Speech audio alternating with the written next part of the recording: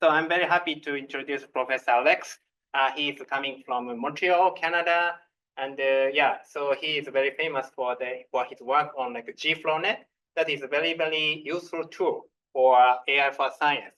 So in AI for science, we want to generate some new hypotheses and evaluate, and then provide some information about the next experiment. For those kind of like tools, so GFlowNet provides a very comprehensive way, and he has a lot of application, including molecule, crystal things. Yeah, so I'm very welcome. Thank you so much. Thank you very much for the introduction, and thank you very much, Sensei, for this invitation. I'm very honored to be here and to talk with some of you and present a little bit about my work. So I will start briefly with some words about my background, just so you know a bit more of where I'm coming from on all this. So I did my bachelor's and my master's in my hometown in Madrid at the University Carlos III. And then I moved to Berlin to do a PhD. My PhD was actually officially in cognitive science, and at the time I was working at the intersection of deep learning, neuroscience, cognitive science. So I already had that interest of interdisciplinary research. But then I moved to Montreal to continue with a postdoc in the group of Professor Joshua Benjo, also collaborating a lot with Professor David Rolnick at Mila and the University of Montreal, where I was teaching and doing research on AI for science. And recently I have become an assistant professor at the University of Montreal. And I'm a core faculty member of Mila, which is the Quebec AI Institute in Montreal. And I'm very happy to be here now to talk about all this. Sure. To see your face. Is it better now? Good.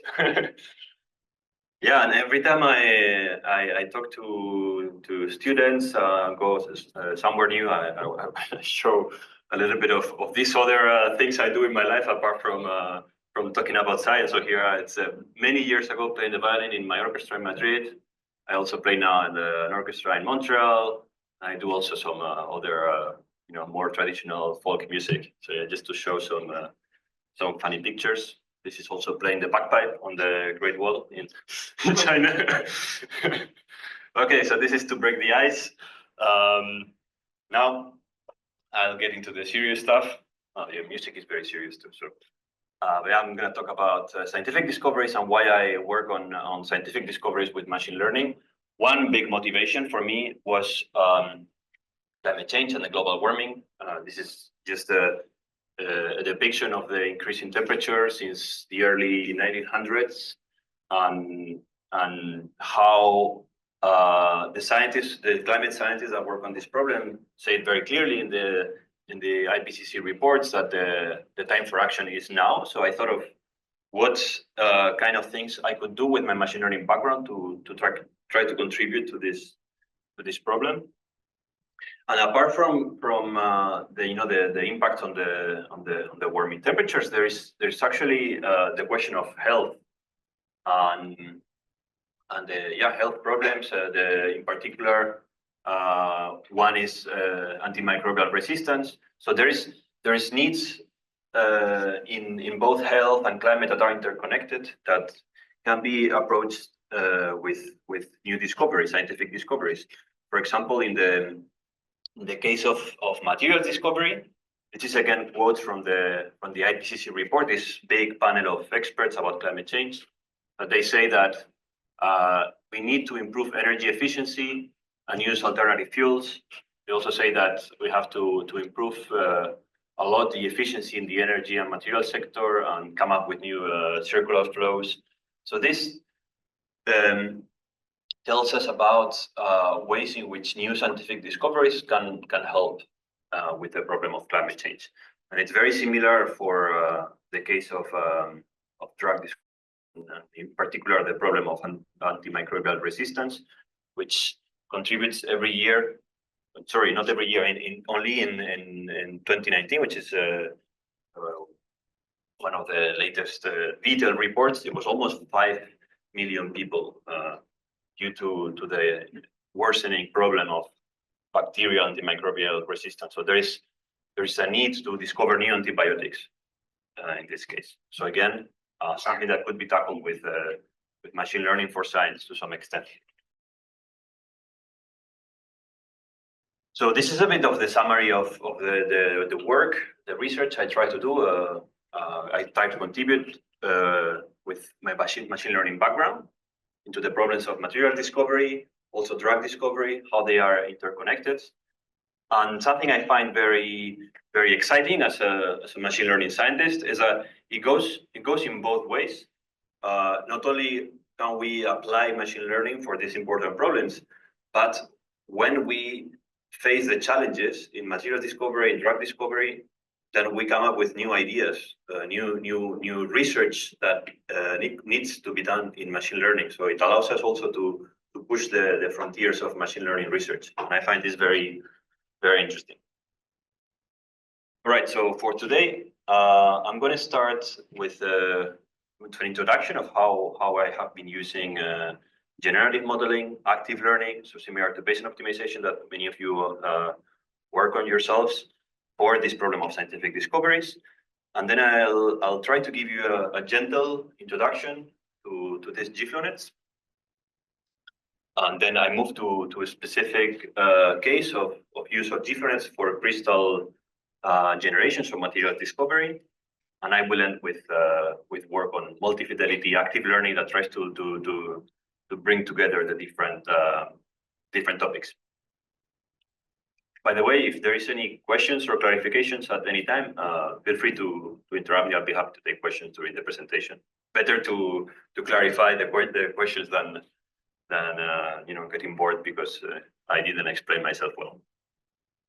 Okay, so when we talk about scientific discoveries, I think it's worth mentioning how is the traditional way of doing scientific discoveries.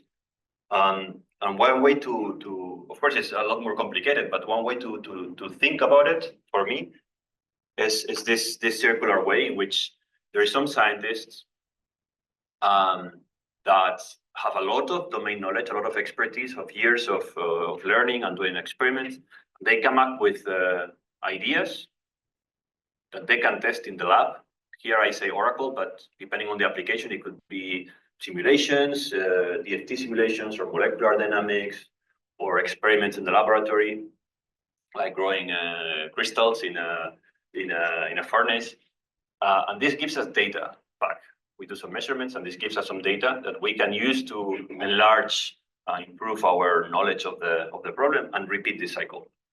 This has worked very well for a lot of domains, but it is in certain problems it's financially expensive, time-consuming. It relies too much on the expertise of scientists that in certain problems the problem is so challenging that it's hard to really cover it. So what can we do with machine learning? We see data here. So first thing we think of as machine learning people is, okay, let's train a model with this data. So we can train a machine learning model with the data, and then well, we can make predictions. Instead of using the expensive Oracle, we can make predictions from the machine learning model, and this is faster. But of course, it's also going to be less accurate. Machine learning model makes a lot of mistakes. And then there is another problem that I would like to highlight. That it's not only that it makes mistakes, is in certain problems, for example, materials or molecules, there's so many options. The search space is so large that even if you have a perfect machine learning model that is super fast, it's not enough. It is enough if the search space is, I don't know, 10 to the 20. Some people say that 10 to the 20 is you can do an exhaustive search. But beyond this, and there's 10 to the 60 molecules, conceivably infinitely many materials, then exhaustive search will never work, even if we have a instantaneous machine learning model. Okay, so we need to do more than this, and one way to do better is with generative methods. So we can include a generative model here that learns from the data as well, and it learns. This is not to make predictions; it's to learn to explore, learn to generate new candidates. right? So this a model here, there's a model here, and then we have the active learning, the Bayesian optimization, if we want to call it like that. There's going to be some subtleties about this. There's the active learning loop around it that will bring everything together. So the point that I would like to make is that I believe that the combination of active learning with generative models, plus of course more supervised learning models here, all together can make us move faster or improve the exploration in certain challenging problems like the ones I've been mentioning. But how can we do all this with the existing machine learning models? So I want to talk about the challenges that motivate the research, the machine learning research that I am presenting today. And for that, I would like to use a very simple, intuitive problem here. Imagine we are not discovering materials, we are not discovering molecules. We just want to optimize this Tetris board, which has just 12 cells, and we can put these 5 pieces. Okay, so I tell you which solution maximizes the score, and immediately you can tell me one. Okay, this is the score is 12 because it's 12 cells. Okay, this is super easy, trivial. Now, if I tell you, okay, I want all the solutions because it's not enough to find one. This is usually the case with scientific discovery. Your objective function doesn't capture all the properties that you need. So usually it's good to come up with multiple solutions, to have diversity, so that when you go farther in the loop and test in the laboratory, for example, you have a higher chance of getting a correct solution or a good candidate. So if I tell you I need all the solutions, this is still trivial, but you need already a few seconds probably to come up with with all of the solutions, which are these 5 here. Okay, so far very easy. Now, this is just a toy model for this, but imagine I make the board bigger and I include more pieces. Okay. Now, of course, you can still give me one solution or more like this, because the problem is still intuitive. This is it's not a black box function that we're optimizing. We know exactly what we are optimizing. But if the function we're optimizing is unknown, then it becomes more like this. I could tell you, okay, these are 5 solutions that optimize, that have the maximum score for my problem. And then we have no idea what to do with this. This is not intuitive anymore. This is actually, we have gone from a very simple trivial problem to an incredibly hard problem here. And this is just with this intuitive Tetris example, okay? So the point I'm trying to make is that materials and drug discovery involve finding candidates with rare properties. So only a few of the candidates in the search space satisfy these properties. And we are dealing with combinatorially or infinitely many options. And I'm using this Tetris toy to make my point. But if you think of, for example, the generation of DNA sequences, if we represent them in this way with strings of the nucleotides of the DNA sequences, this is a very similar problem, even simpler than the Tetris one, because we have an ordered sequence. If we think of molecules, like we said before, maybe there's 10 to the 60, some people say drug-like molecules.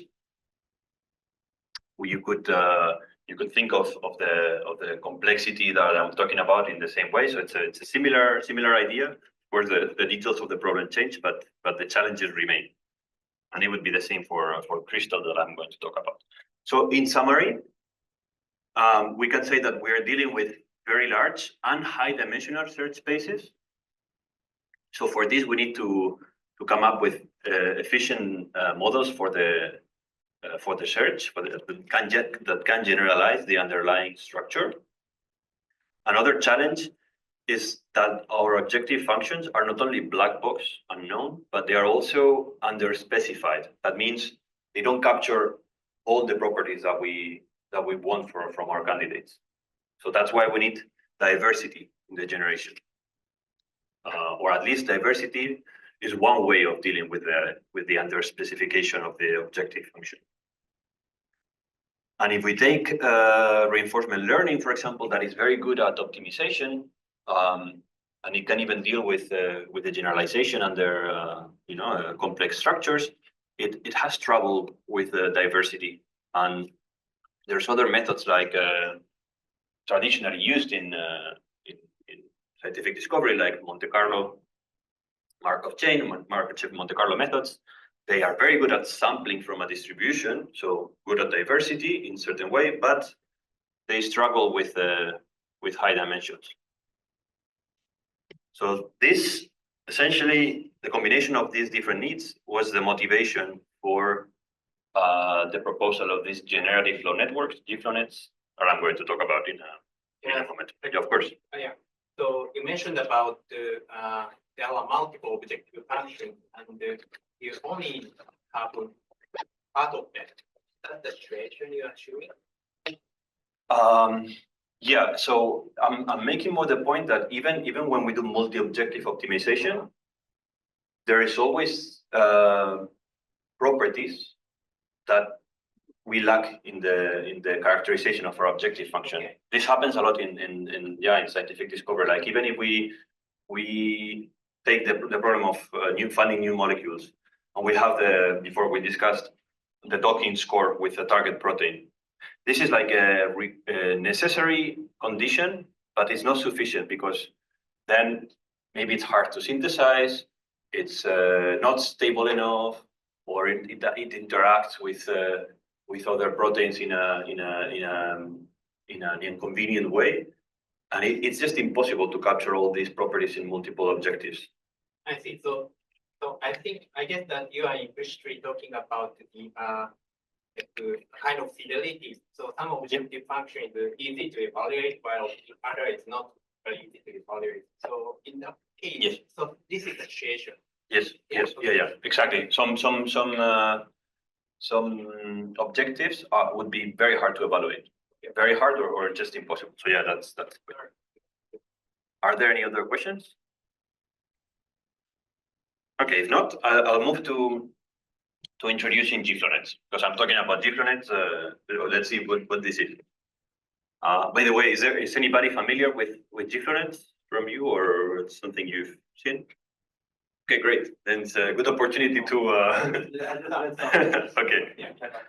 Okay, so I hope to be able to explain at least the high level of the GFlow-nets, and if we have time to get into details. Yeah, we have a lot of online audience who are interested in GFlow-net. Fantastic. Yeah, that's exciting.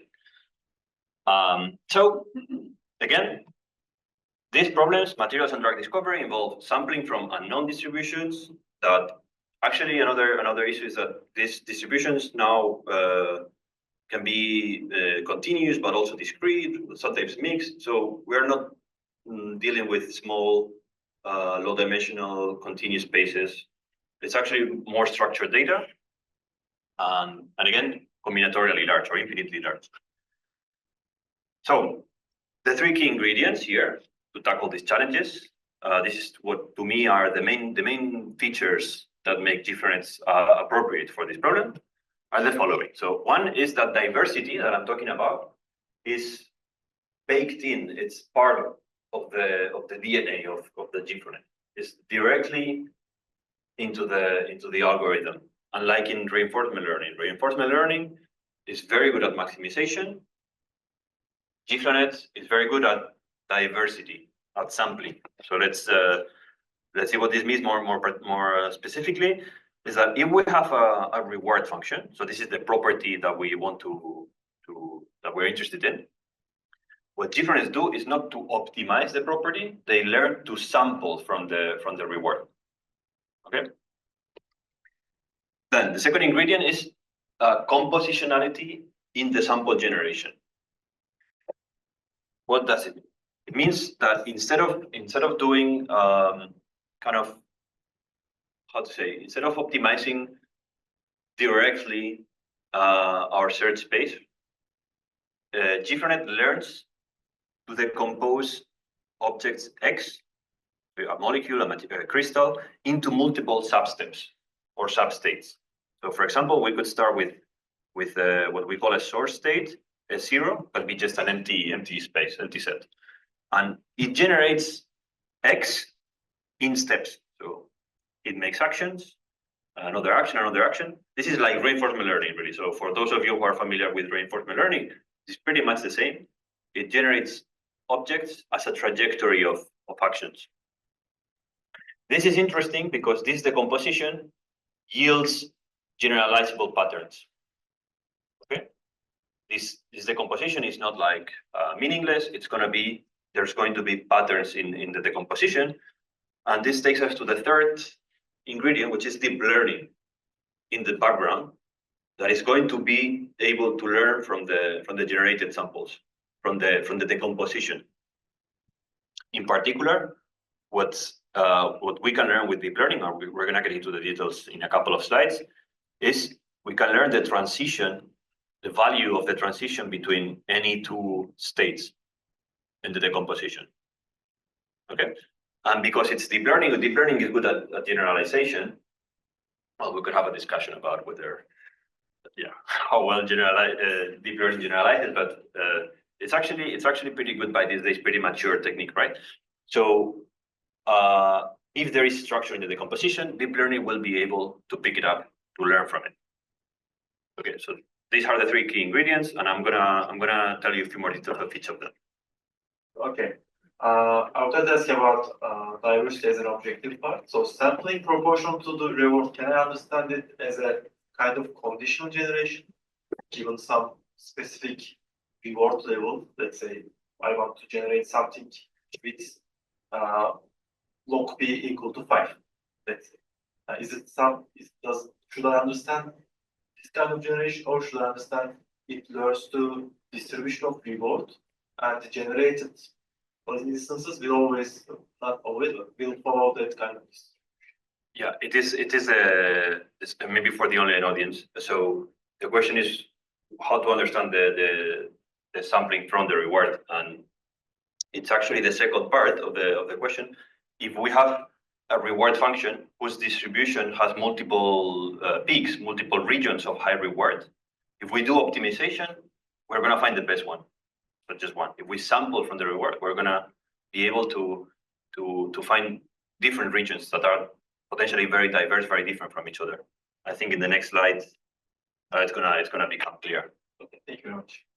Thanks for the question. So yeah, let's delve a little bit more into this idea of diversity as an objective. So again, we have a reward function R of X, and we want to generate objects. We call them X from this object space calligraphic X, right? And differences are a generative model. So what they learn is probability distribution, which we are going to call here pi of X. And again, what different learns to do is to sample proportionally to the reward. So it's essentially this: the probability of sampling X is the reward of X divided by the partition function, which is the sum of all the rewards in the entire space. However, calculating Z here, it's intractable for most problems, because X, we are saying that X is very, very large, infinite sometimes, so we cannot compute Z for the entire space.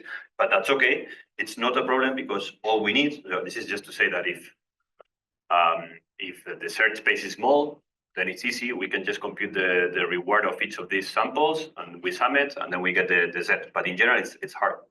But it is okay, because all we need is sampling proportionally to the reward. We don't need to calculate Z. Okay? And this is an illustration of what we were discussing a moment ago. If we have just a two-dimensional search space, x1, x2, imagine, and our reward function looks like this. So it has peaks, high reward on the four corners. Sampling proportionally to the reward will mean that we are able to find the four corners. That's essentially it. Okay. Then the second point was compositionality. And compositionality is something that is it's essentially in a lot of domains and in semantics and linguistics and logics and people see it as a key of human reasoning. The idea that the ability to decompose complex ideas, complex thoughts, complex processes into smaller parts. This is the idea of compositionality. In the Tetris problem that I showed before, for example, we were trying to generate boards with pieces inside, right? As we have seen. Well, one way of decomposing this in a meaningful way is just to put one piece at a time. This is very, very intuitive, right? So it would be something like this. We start with an empty board, and then we add one piece at a time. First, we put this yellow square, and then it takes us here. Another yellow square, it takes us here. Another one, we're here. And we cannot add more pieces now, so we can only stop the generation and compute a reward, which is 12. But there's a lot of different paths that we could follow here, right? So there is this one, adding this blue piece from here, it takes us there, and so on. I'm gonna move on in the interest of time, but you see the idea. We are decomposing the generation of objects like this into multiple steps. And again, this decomposition yields patterns that may be correlated with the reward function. And if the composition is correlated with the reward function, then deep learning will be able to learn from it. Yeah, I think I've talked about this. So what happens with the deep learning? I'm gonna give you some more details about this. And for that, I make the board a little bit bigger, so it's not so simple as there is only one way to generate each sequence. In general, in the small Tetris, we get a tree, but now if we make the board bigger, each from one state we can actually go to multiple substates, and they also can have multiple parents. So it's a graph. It's a pointed graph. Okay. So let's call this st minus 1. This is our state, st, and this is st plus 1. So we have the different stages. Now, deep learning learns a function that assigns a value of a transition. And you can think of this as the unnormalized probability of each transition. Okay. So this is essentially what the GFLowNet is learning, and we call it the flow function. And that's the reason for the name generative flow networks. It learns the flow of each transition. And in the original paper, which was published in NeurIPS 2021, there is the main theorem, which is that if the sum, and this is just an informal way, of course, but if the sum of the flows into one state, this one, so the sum of the flow, this flow and this flow, is equal to the sum of the flows coming out of this state, then we achieve this goal of sampling proportionally to the reward. Okay, in the next slide I have the equation, but that's the main result. Informally, this is it. It's intuitively quite simple. What we want is to figure out a way of making these flows equal to these flows. So let's see. Excuse me, just for clarification, you mean that some of the evols are coming and going as them? Yes, this I think hopefully with the equation, yeah. The sum of the flow from parent S prime into S. So I'm asking about the function f theta. So f theta is a reward function. The reward function is right? R, and we are not seeing R here. So at the end, I think it's here. At the end of the generation, you compute the reward, for example, here. And then the sum of the flows at the end is equal to the reward. But this is the idea. If the sum of the flows into one state is equal to the sum of the flows coming out of that state, so for the children of the state S, then we get what we call consistent flows. And if this is true for the entire graph, of course, that's harder, impossible to achieve. But like in all machine learning models, we try to approximate this result. If this is true, then there's a theorem that guarantees that we sample proportionally to the reward. The generation of excess is going to be proportional to the reward. Yeah, and as a corollary, if you think about it, if we have all these flows in our graph, in this case it's a pretty small graph, but you can also realize that it's essentially learning to distribute the flow that comes from the source state. So the flow coming out of the source state is equal to the partition function, which is an interesting corollary result. Okay, this is so far just a property of this graph, but it's actually easy to transform this property into a loss function that we can minimize with machine learning. So you can see how you can just move things around and take the log and minimize the error of this equality. And then this is something you can optimize with machine learning, with deep learning pretty easily. This is what we call the flow matching objective. And if this is zero, exactly zero, again, we get the sampling from the reward. In practice, it's going to be close to zero, not exactly zero if it's a big problem. And then there's been other objective functions that have been proposed in the last few years. One that is very popular, we use it a lot, is called trajectory balance.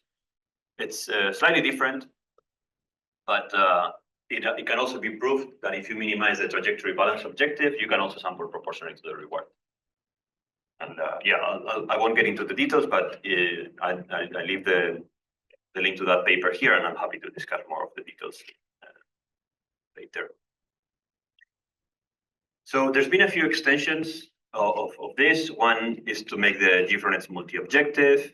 I'll go quickly through this. It's just to give you some pointers, because later if you can have the slides, so you can explore this on your own. But this can be also multi-objective, and then what you do is to sample from the Pareto front of the multiple objectives. Initially, the difference were proposed for discrete environments, so discrete search spaces, but now we also have a continuous version of the difference, and it can also be hybrid actually. So this is just a simulation of how it learns as you train it to sample from the reward. The blue dots are samples from the GFlonet in different moments of the training. Yeah, I'm going to skip to have time to get to the end.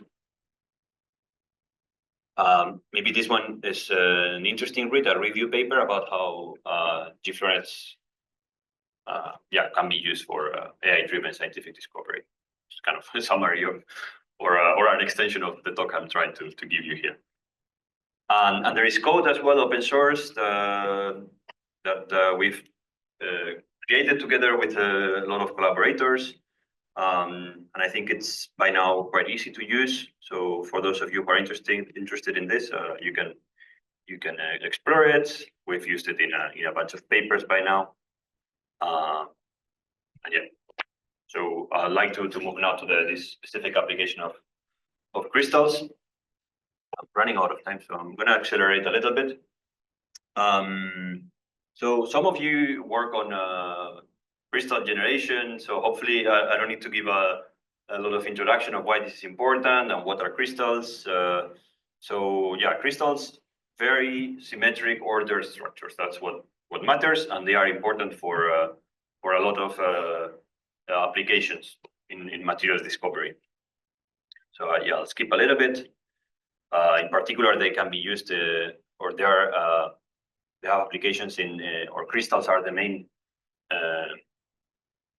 type of materials for electrocatalysts, for hydrogen storage, for industrial chemical reactions in carbon capture, for batteries, in photovoltaics, etc., etc. But it's a very challenging problem to inverse design on the novel generation of crystals. Again, there is infinitely many conceivable crystals, and actually there's about 200,000 known crystal structures, right? This is very little compared to, for example, molecules. There's more than 1 billion molecules that are known. So this makes it even more challenging than the problem of molecular modeling and generation. And actually, another problem is that only a few of them for this huge space are stable. So if you go to the literature of crystal structure generation, a lot of the works optimize in the space of atomic positions, which makes a lot of sense because you can think of a crystal as a graph and use GNNs to model graphs. This makes a lot of sense, but we thought that it could perhaps be more efficient to explore in the space of crystal properties and using the domain knowledge about crystallography, because this is a field that is relatively old and there's a lot of mathematics behind, and people have studied how to think and represent crystals. So, for example, there is the idea of the space group. The space group describes the symmetry properties of a crystal. So, which transformations would leave the crystal identical. There are 17 in 2 dimensions, and there are 230 in 3 dimensions. There's a relatively low number of them, and all crystals will belong to one of them. And depending on the space group, you're going to have different properties. Each space group can be classified into 7 lattices. So there's cubic, triclinic, orthorhombic. There's the funny names for these crystals. But it's interesting that there's a hierarchy of the symmetry description. So space group, lattice system, crystal system, point symmetry. There's a bunch of things. And you can also describe the crystal in terms of their lattice parameters. So the lattice parameters is simply the length of the unit cell. So the unit cell is the smallest unit that is repeated. It's periodic in all directions. So the sides of the unit cell and the angles. And so again, this is just to say that instead of describing the crystal in terms of their atomic positions, we can use these other descriptors. And we can do something similar to what we did for this toy Tetris case, but we can do it with crystal structures, and it's a bit more complicated, but the idea is the same. And it looks like this. We do sequential generation of crystals. First, we let the model, the GFlonet, generate or sample, select the space group. And we also decompose the space group into parts. So the crystal lattice system, the point symmetry, and also the space group. And we are able to introduce constraints. So this is something I would like to highlight about GFlonets, because we have full control over the generation, over the different steps. We can say things like, okay, if you have selected a cubic lattice, then you cannot end up in a space group that is not cubic. It has to satisfy that, and it's easy to. This is just coding. You just code it. So you kind of prune invalid paths of the GFlonet. So there's a lot of hard work. In the first step, you select the space group. Then that's all for the space group. Yep, exactly. If you select the space group, that's all. If you select cubic lattice, then you can only select the space group that are cubic, and so on. Make sense? Yeah. So can I understand that then the GFlonet are not trying to generalize between different space groups? So it can generalize. It depends, but the way we do it this way is because imagine that for the property you are optimizing or sampling from, imagine like cubic lattice is very good, it's the best. So then GFlonet can learn to assign high probability to cubic and low probability to everything else. And it doesn't need to learn individually for each cubic space group that it is good. It learns just cubic. That's good. So it has what I was saying before about generalizing patterns. This is an example. If that's the case, it can learn that cubic is good and stick to that. So, for example, at the end of this block, we might have a space group 225, which is actually cubic. And then we let the model sample the composition, which means which element and how many atoms of each element. For example, you can say lithium, four lithiums, oxygen, 8, and then stop. Or the other way around, actually. 8 lithiums, 4 oxygens, and then stop. And at this point, we have already our composition. Also, you see these dashed lines, which are constraints coming from between the space group and the composition. So also, depending on the space group, you cannot generate any composition. So we introduce that it has to satisfy, for example, if you have cubic, in order to preserve the symmetry of a cubic space group, you could not place just, for example, seven atoms, because there's no way to put 7 atoms in a cubic lattice and preserve the cubic symmetry. So this type of constraints are also there, and we also preserve the charge neutrality of the crystal, of the elements. And finally, we have the lattice parameters, A, B, C, alpha, beta, gamma, also with constraints. So again, if it's cubic, it doesn't need to learn all alpha, beta, gamma, A, B, C, because for cubic, A equals B equals C, and then alpha, beta, gamma are 90. So these sort of constraints are also in the process. A question.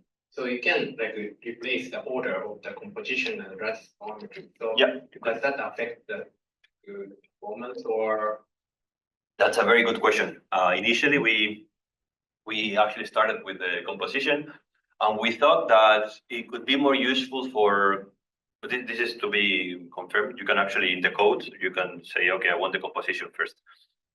The performance is pretty much the same, but we thought it was more useful to do, if you want to do conditional generation, which you can with difference, you can say, I only want cubic structures. So you could condition on cubic and then select the composition. So we thought that could be more useful. So that's why for the paper, we stick to this one, but it's up to you really. If for some reason composition first is more useful, then that's also possible. A lot of flexibility in this reward to play with the order and so on. Okay, this has a bunch of advantages that I've been mentioning, some of them, the constraints, but also the fact that this is a low dimensional search space, so it makes it easier to explore. And yeah, it's very flexible in the sense that it's not bound to a specific property. I skipped this, but at the end here, you also have a proxy model of a surrogate model of a property, which you can make it the reward. And the same GFlonet would be valid for any property, really. And I would like to highlight this last point because this causes confusion for a lot of people who are familiar with generative models. Generative models like diffusion, VAEs, GANs, etc. Usually you train them with a data set. You have a data set, and what you want to do is to learn the distribution of the probability distribution of the data. With GFlonet, you can learn also with data, you can train with data, but actually you don't need a data set. What you need is the proxy model. So this is it's a bit of a change of mindset. You don't need any data, provided you have a proxy model that is able to give you the reward of a property.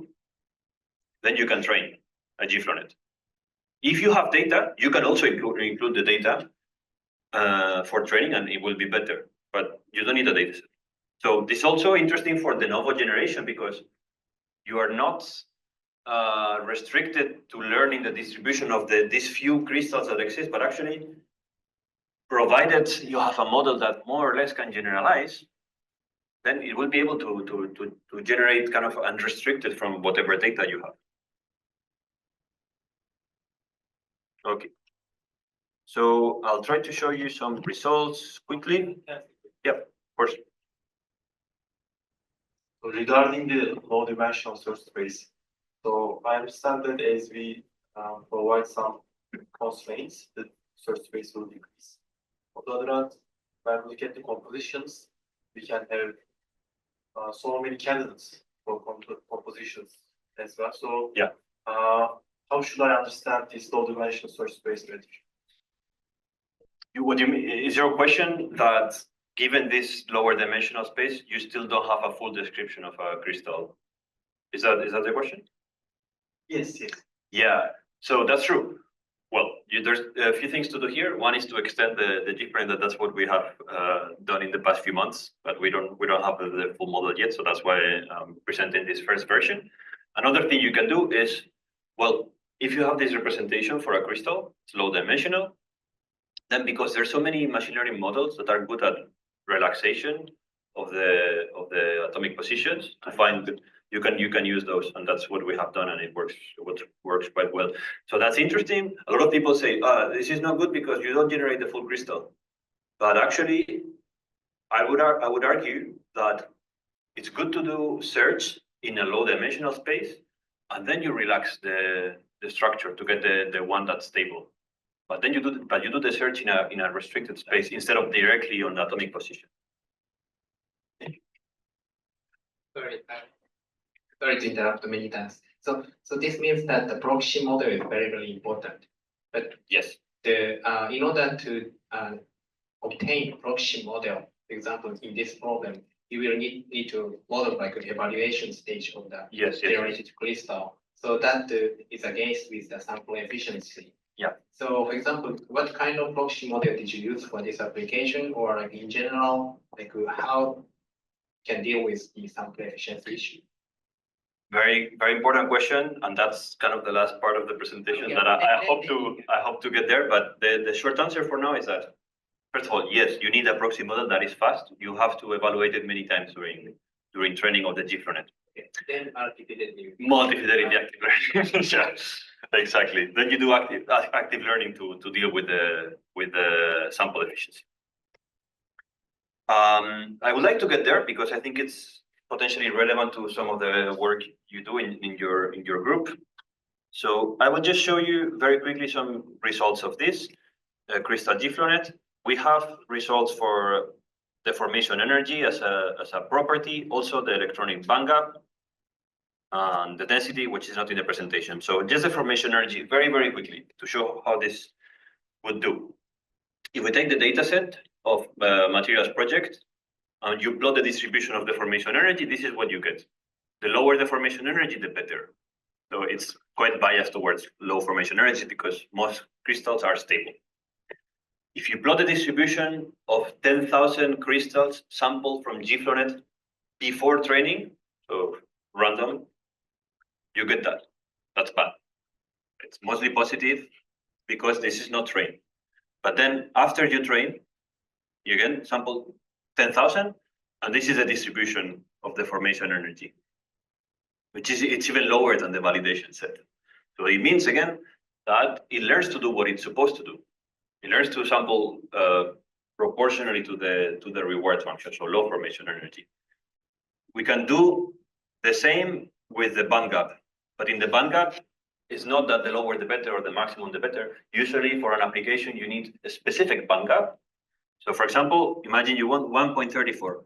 You can tweak the reward function to give high rewards, take the exponential of the distance with respect to 1.34, and you can make high reward if it's close to 134, low reward if not.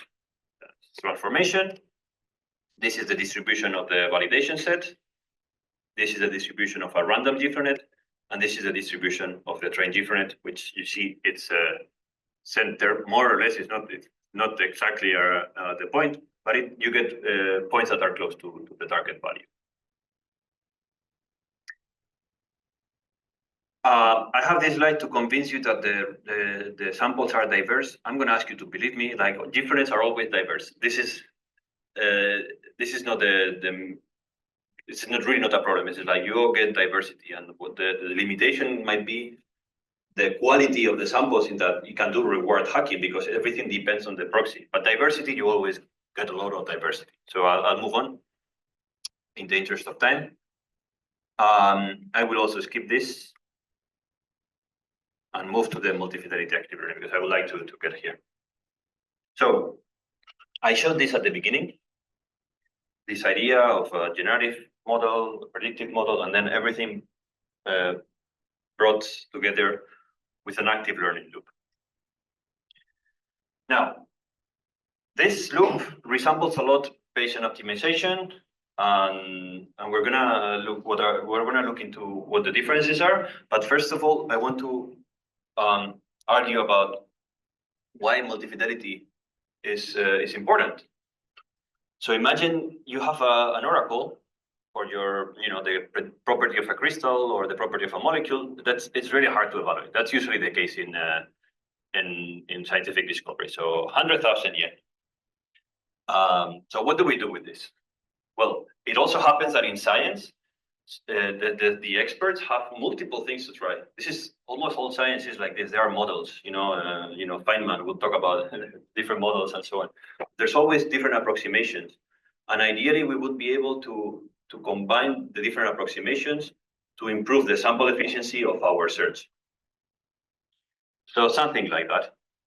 It starts to resemble multifidelity Bayesian optimization.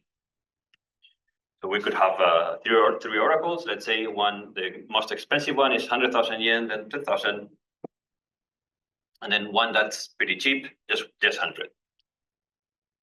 Still, the cheap one might be very noisy, but it's better than random. So we can use it a lot for exploring the search space. Again, this is the point I was making, that it happens a lot in material discovery, in drug discovery.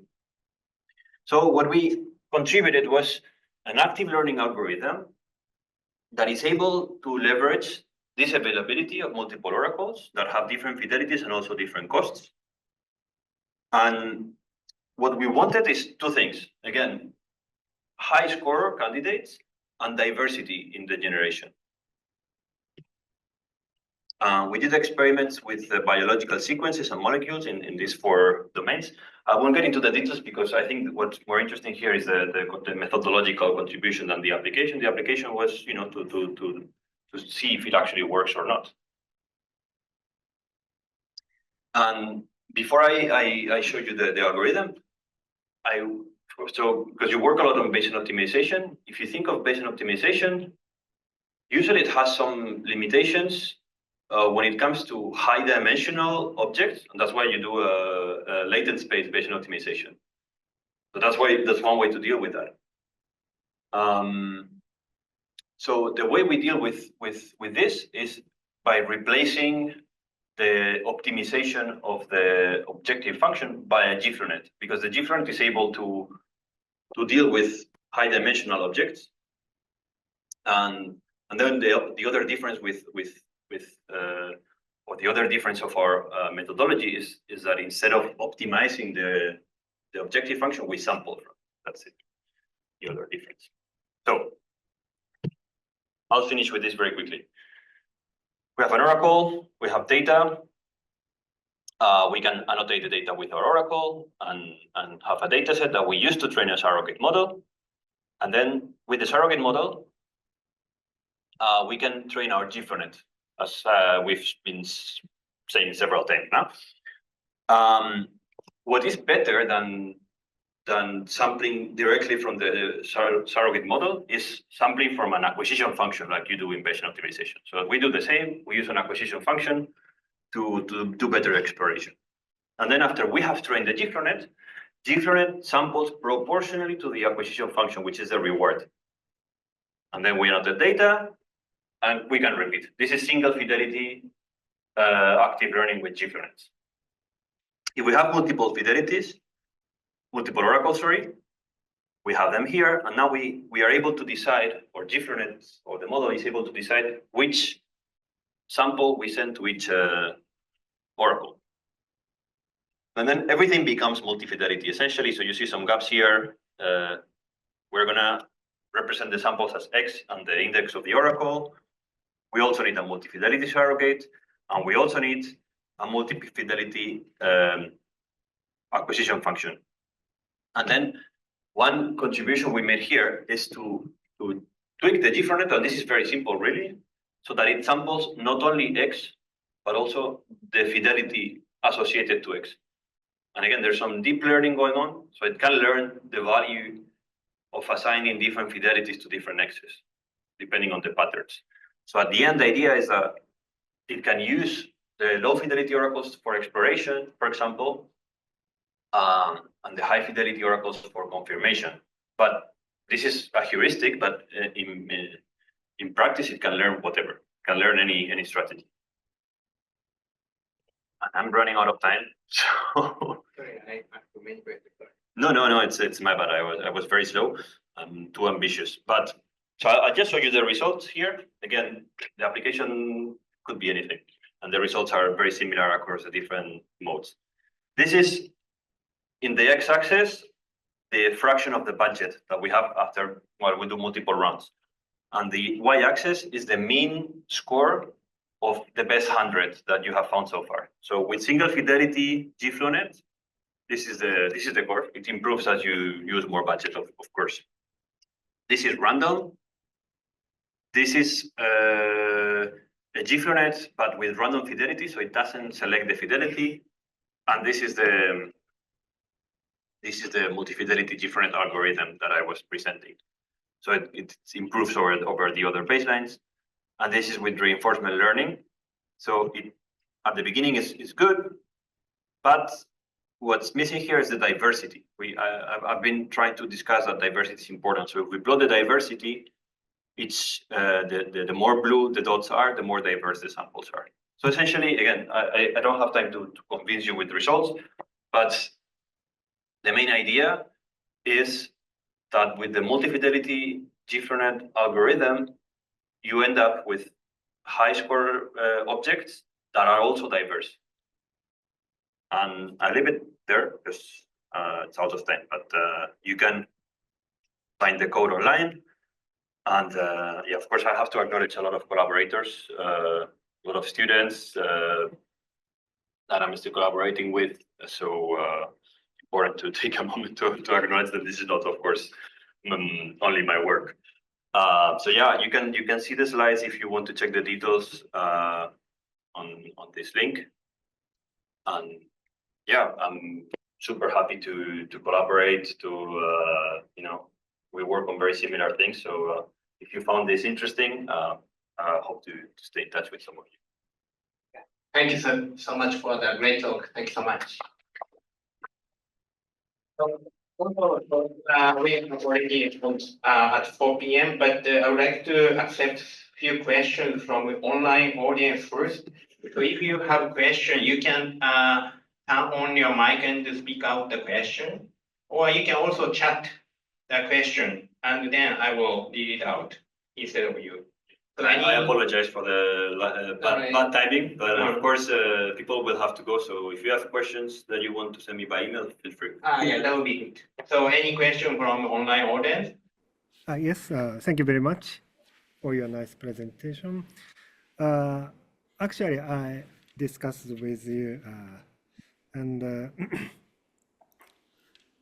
I have still unknown about the flow structure. So you explained this time crystal space and atoms selection and so on. So in this case, firstly, we have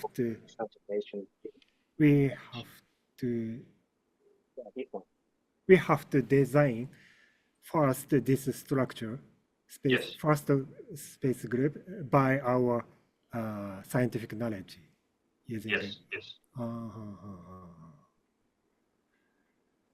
I see. So this part should be done by material scientist.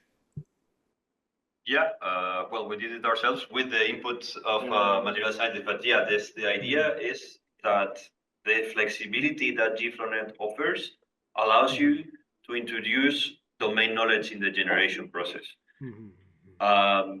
So yeah, there's an assumption that you have some knowledge about the problem, and I will also say that it will the more knowledge and the more patterns you introduce in the generation process, the more efficient you are going to be at generating and exploring.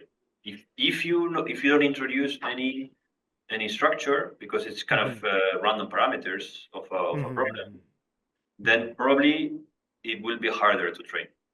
I see. Still possible, but probably if you have zero structure, maybe just plain Bayesian optimization would be best, because it's faster. Actually, by the way, training this another I haven't mentioned, but training the Crystal GFlowNet is just 6 hours in a CPU machine. So it's actually quite fast to train, because yeah, for many reasons. I see. Thank you very much. Okay, thank you so much. Any other question from the online audience? So you can also ask question by chat. Yes. Yeah. Liu-san, could you Shan Liu, could you speak out?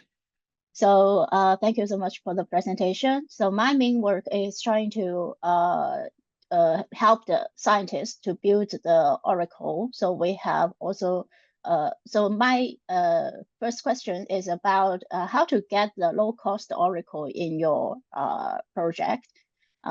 Because usually we only have one Oracle or two Oracle that actually constructed by the scientist, but those type of Oracle is already very specific and also contains a lot of knowledge. So not just several materials, maybe over 100, over thousands or even 10,000 material, and it's really hard for us to get some.